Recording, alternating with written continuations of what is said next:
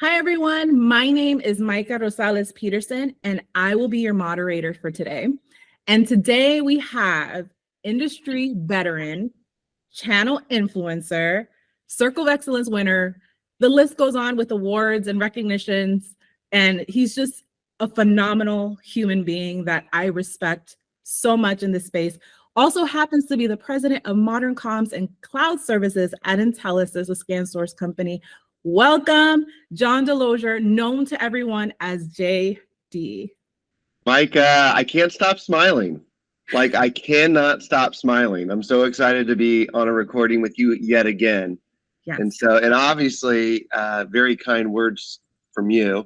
And we're so happy that you're part of this organization now. So I think this might be the first time we've recorded together with you working here. Yes, it is. I think the last time you and I recorded was 2019, 2020, 2019. Gosh, Time flies for ACW. Yeah. So Yeah. it's so good to have you back and, just be able to learn more about your journey and, chop it up a little bit more. I know with you and I, we chat all of the time in regards to inclusivity for women. I know that you're really, really big with that. It's really important to the both of us. And I wanted to get you on because there's so many things that I've learned from you personally that I think that there's so many women out there that can learn from you and take actionable steps into their career. So I want to use this time to just chop it up. It's me and you, JD, like you say, it's just me and you. We're going to just have a conversation. It's just us. All right. So the first question that I want to ask you is, tell me a little bit about your journey. Like what brought you to who you are, JD, today?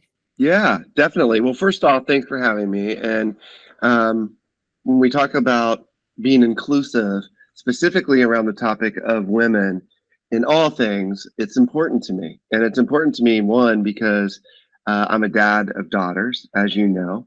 And so one of my daughters is in the industry. One of my daughters is an entrepreneur and in the modeling world, as most everybody knows. And I'm married to an industry veteran, somebody who, came up just like you and I in the industry and fought the battles. I hate that we even have to preclude the conversation with disclaimer around, being inclusive around women. I think it should just be about leadership and those that rise to the top. But it has to happen, and it's an important discussion, and we can't avoid it, and we have to attack it head on. So I love what you do there. I love the topic and love being part of that.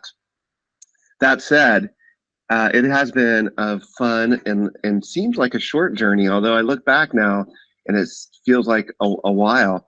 I had to fight some things early on as well. One of the things I had to fight was age, believe it or not, because I was a young buck coming up. I started my first company as a senior in college.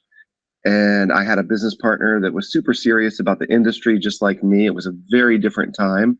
And so I was doing business with all of my friends' dads. So it was kind of a weird thing.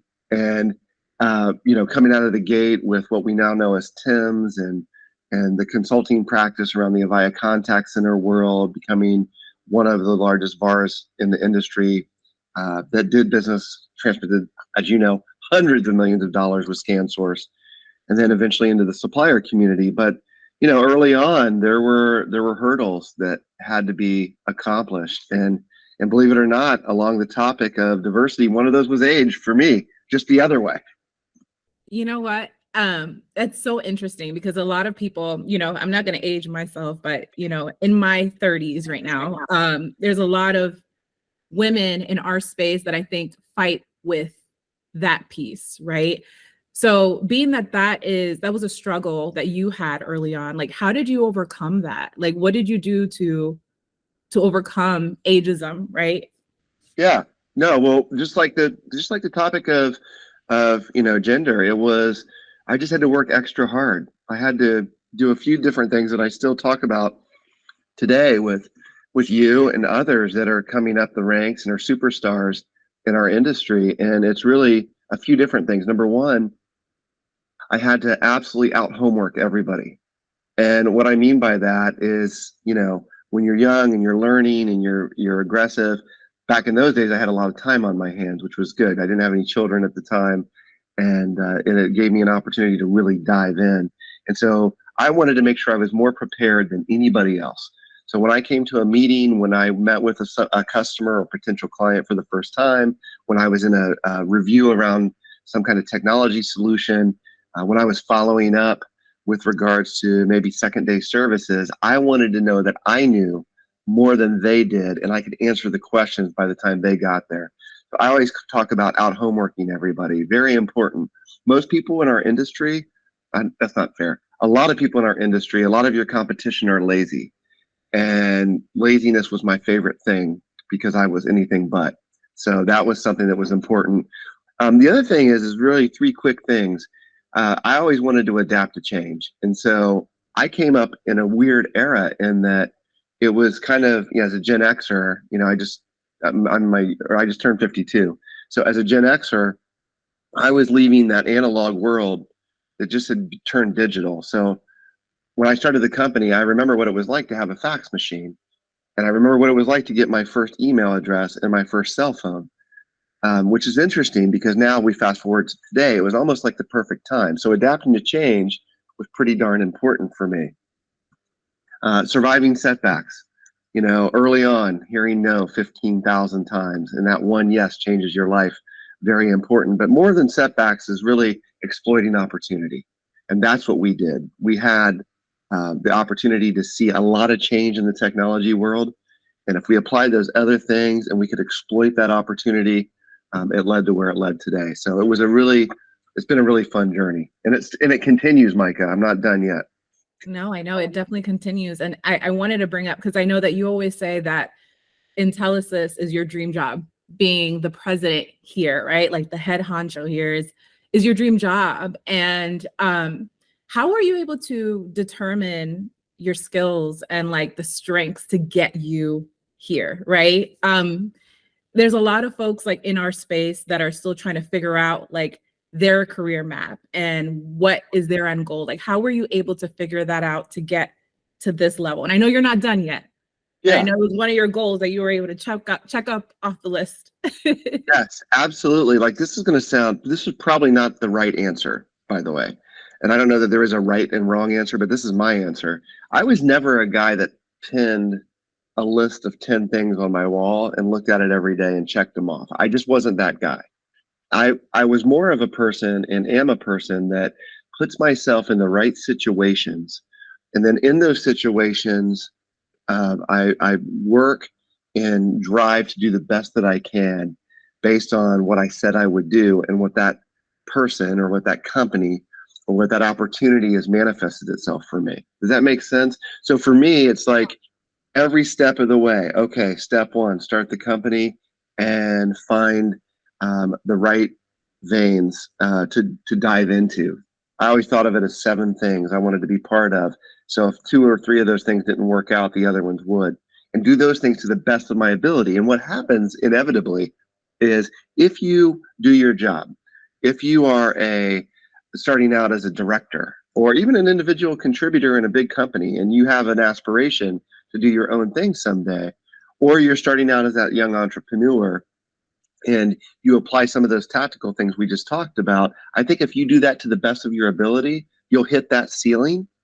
And then the next thing happens. And then you get to run that string out and hit that ceiling.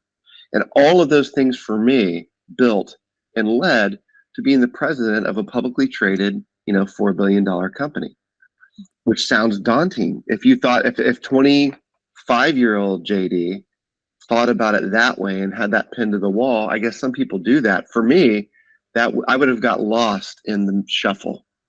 Yeah. And so for me, it was more of a one step at a time, and it led to this place.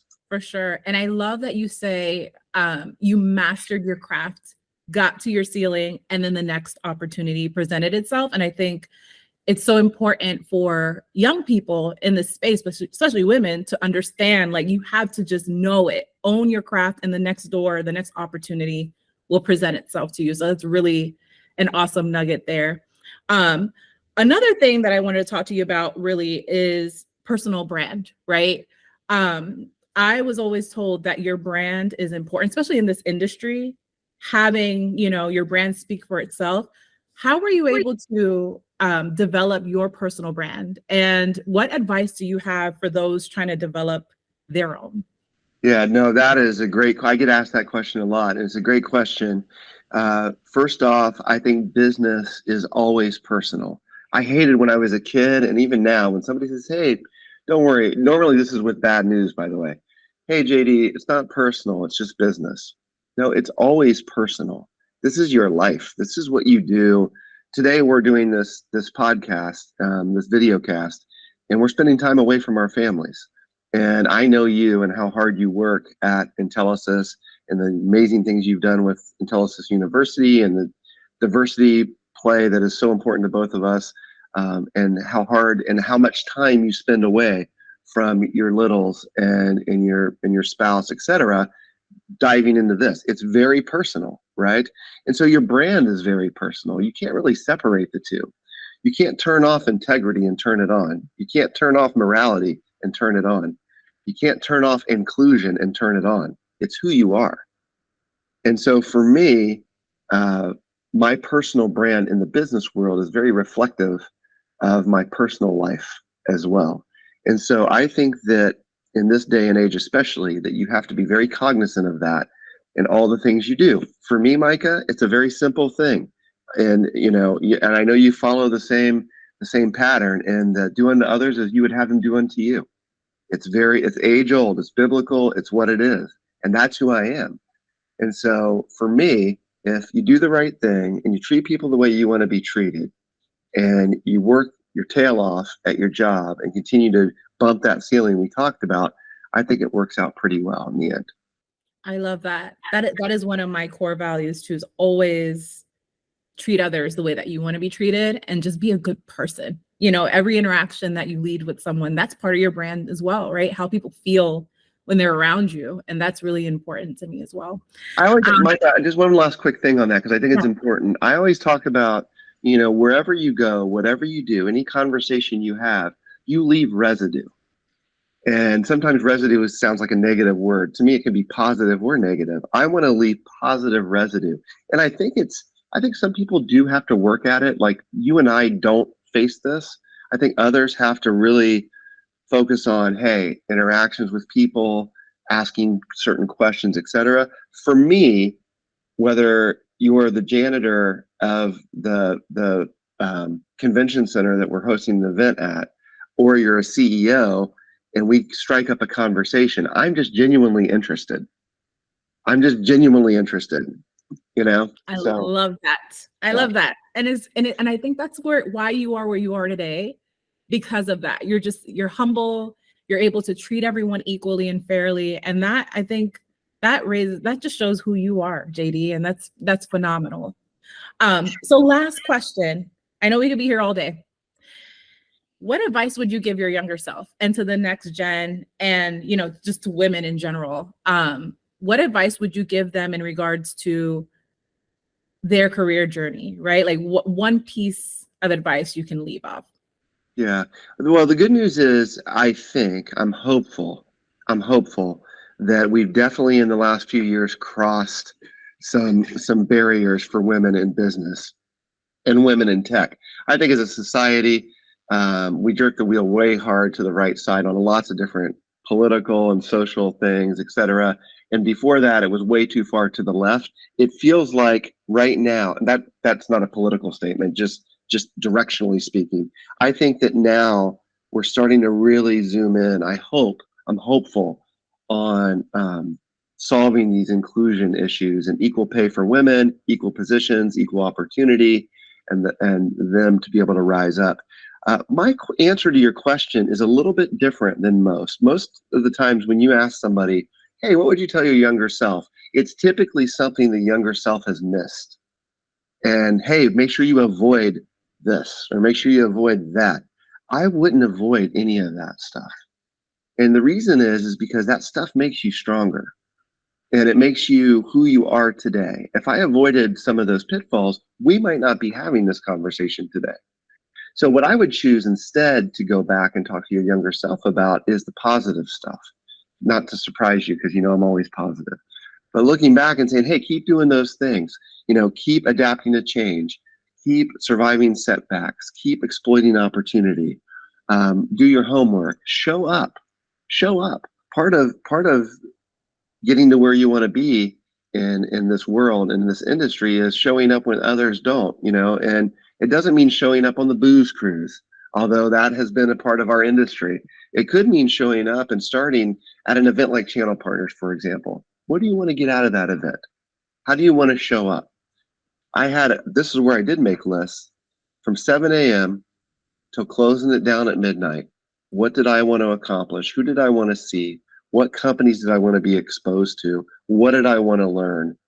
And building those relationships and doing those things. So I would look back and say, hey, do these things, keep doing them well. You're going to hit some roadblocks. I'm not going to ruin it for you, JD. Young JD, I'm not going to ruin it for you. But you're going to survive them and you're going to come out just fine. Keep doing it the way you're doing it. I love it. What a great wrap up. I'm over here taking notes. I'm like, this is amazing. This is phenomenal. So JD, I know that you're a busy man. I just want to tell you thank you for taking time out of your day to do this for us. And how can people connect with you? I know you're on LinkedIn. How can folks, if they have additional questions, connect? Yeah, I'm always available, in terms of from a social perspective. So hit me on LinkedIn for sure. All over the place there. Hit me on Twitter. Those are really the two social media platforms that I play at. My email addresses are there. My contact information is there. And I just want to say one thing before we go. First off, thank you for having me. It matters. You are one of the up and coming young superstars in this industry. And I'm so fortunate to have you on staff here, which is pretty cool. And also I wanted to say to you in front of everybody, which I know you weren't expecting, congratulations on your Circle of Excellence win coming up here at Channel Partners. I don't know if I'm dating the telecast here. Sorry if I did, but I'm excited for you. I will be there cheering you on, and keep doing what you're doing. Inclusion matters, both from a diversity perspective, from a gender perspective, and I'm just so incredibly grateful for you. So thanks for having me. Thank you so much, JD. Thank you. I mean, this cast will be on before Channel Partners, so thank you. I just lead with the passion inside of me, and that, that's leading into opportunities like these. So thank you so much. And I just appreciate your leadership and your guidance and your mentorship. It doesn't go unseen. So thanks again. And we'll catch you next time, folks. Thank you.